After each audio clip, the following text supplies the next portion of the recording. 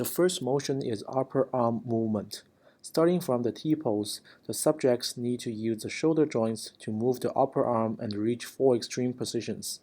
Since both the baseline and DNN tracker assume zero translation and rotation of the hip, we manually fix the hip of the ground truth tracker so that they could be better aligned. This is why the legs are moving a little bit in a not quite natural manner in the ground truth, since it is the hip of the subject which is actually translating and rotating.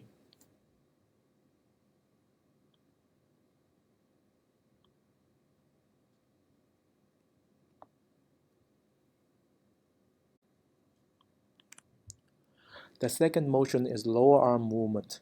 The subjects need to use the elbow joints to bend the lower arm to reach 3 extreme positions.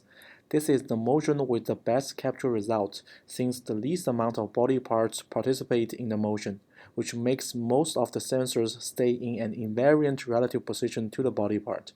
In terms of motion frequency, the first two motions are more static than dynamic.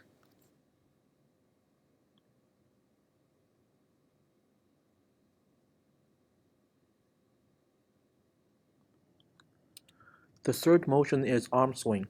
The subjects swing both of the arms forward and backward. The whole motion of the T-pose is completely dynamic, and most of the upper body is in a very fast motion. This leads to a drastic movement of the sensors away from their initial positions on the body segments. And as a whole piece of fabric, the garment will correlate the movements of different sensors. The trackers cannot precisely capture the accurate joint angles.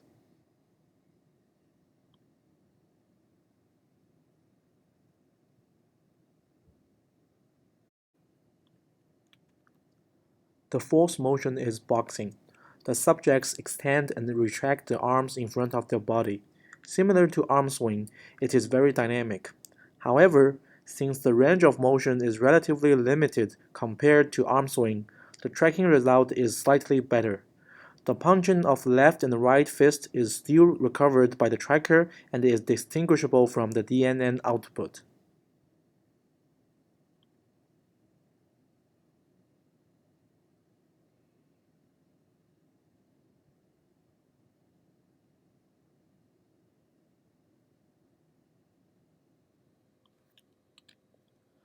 The last motion is working. The subjects need to perform a normal work. All 4 limbs are in motion and most of the joint angles are rotating. In the baseline, the legs moves ahead of arms, which contradicts the video. This is due to the UDP packets don't arrive in order, and in this case, the different CPUs on the jacket and pants are not well synchronized. However, we can see the DNN tracker can track all 4 limbs with a reasonable accuracy.